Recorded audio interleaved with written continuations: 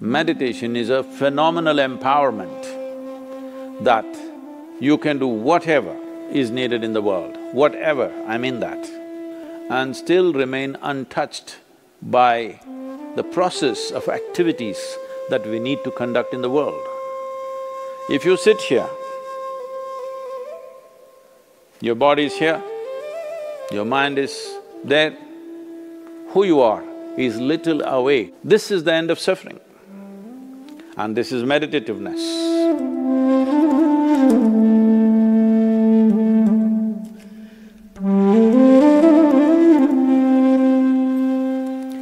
Namaskaram. Probably the second most repeated word, oft-repeated word in these last few weeks, apart from coronavirus, is meditation. Everybody is suddenly, people who had never meditated in their lives, never even considered that possibility, are now suddenly talking about meditation, the need to meditate, wanting to meditate.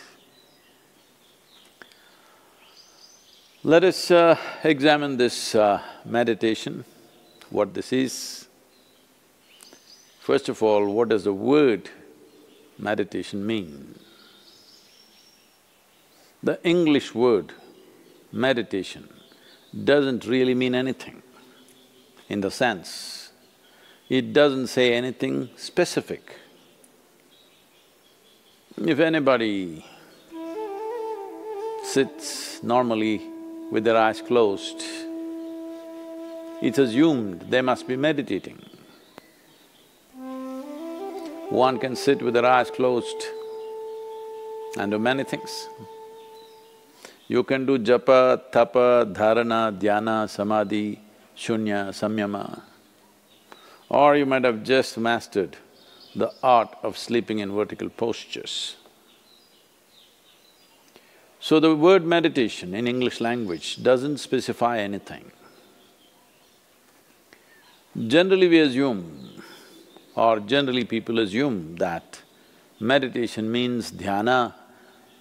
In Tamil Nadu it's dhyanam, if you go little north it's dhyana, if you go really up north it's dhyan. If you go further up it becomes chan, if you go little more east it becomes zen. Same thing.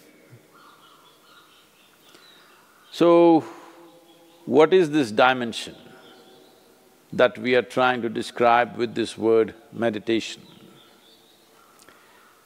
One fundamental thing that we need to understand is, you cannot do meditation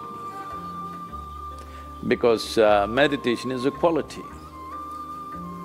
A quality is a consequence of a certain process. You can initiate a process, you can conduct a process. You cannot conduct a quality. Quality is just a consequence. It is like you want flowers in your garden. You don't sit there and do flower meditation. You know what happened to the flower people If you want flowers in your garden, you don't have to think flowers. You have to think soil, manure, water, sunlight. If you conduct this process of these ingredients properly, flower and fruit is a consequence. But today, the world has become so goal-oriented. Because they're so goal-oriented, they are not interested in the soil, definitely not interested in the manure and all the other things, but they want flowers and fruit.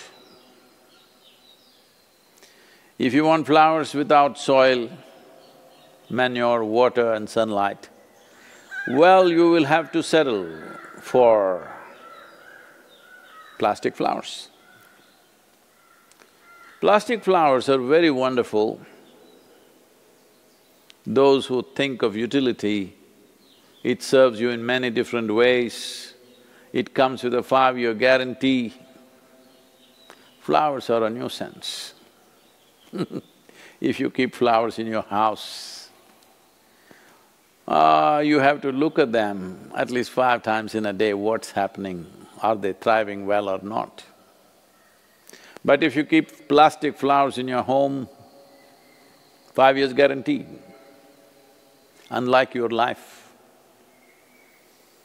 If you're alive, there is so much to do. You even have to dodge the virus, invisible virus. But the dead only have to be preserved. So essentially, the dimension and the process that you're referring to as meditation is very life-oriented. When I say life-oriented, today largely you're material-oriented or at the most mind-oriented, maybe emotion-oriented or physical body, which is a material again. Largely life has become like this.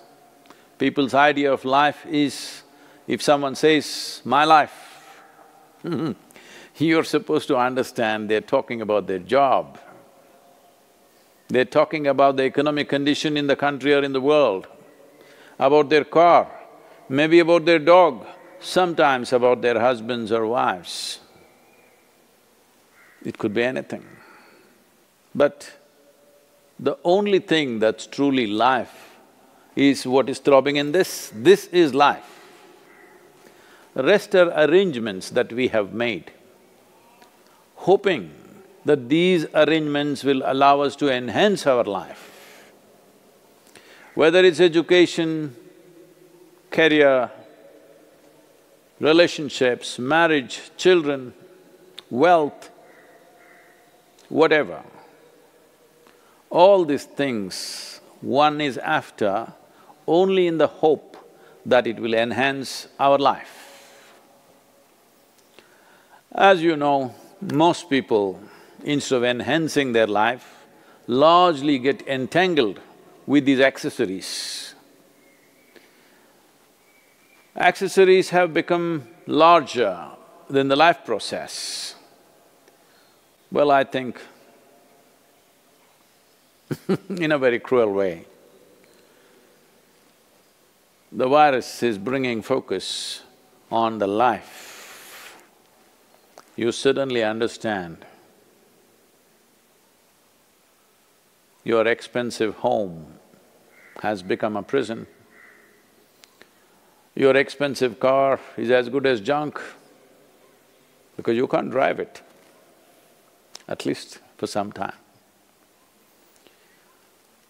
And right now, the world is in a situation where we do not know how long will it take before you're back on the road and swing around a little bit in your automobile. You do not know. So now naturally a whole lot of people are asking all over the world, how to meditate, what should I do? As I said, you cannot meditate, but you can become meditative because it's a quality. If one cultivates their body, mind, emotion and energies to a certain level of maturity, you will be naturally meditative 24 hours of the day. Meditation is not an impairment that if you're meditative, you have to close your eyes and be limited to one place. Meditation is a phenomenal empowerment that you can do whatever is needed in the world, whatever, I mean that. Whatever is needed in the given situation and still remain untouched by the process of activities that we need to conduct in the world. This empowerment or without this empowerment. In fact, a human being is crippled because if what you have to think, feel, understand and act in the world is going to rub off on you in such a big way, naturally you will hesitate to do what is needed. Naturally you will avoid doing things that need to be done.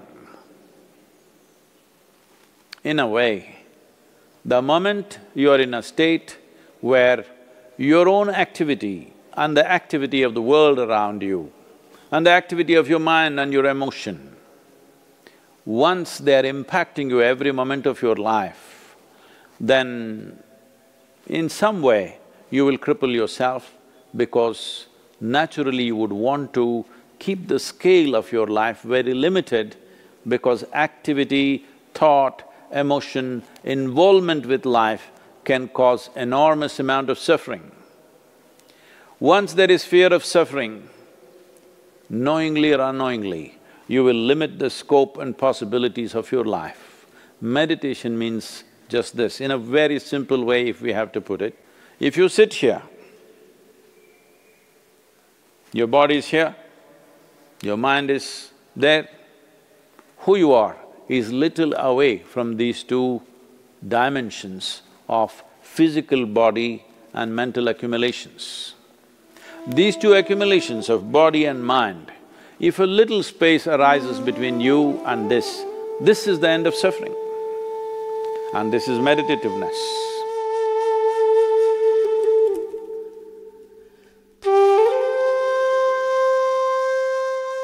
Isha Kriya is an extremely simple process but a powerful tool. These three ingredients, your breath, your thought and your awareness, in the right combination, if you use them, your ability to use the mind and the body is so greatly enhanced that you almost look superhuman for somebody else. But I'm telling you, this is human. This is not about being superhuman. This is about realizing being human is super.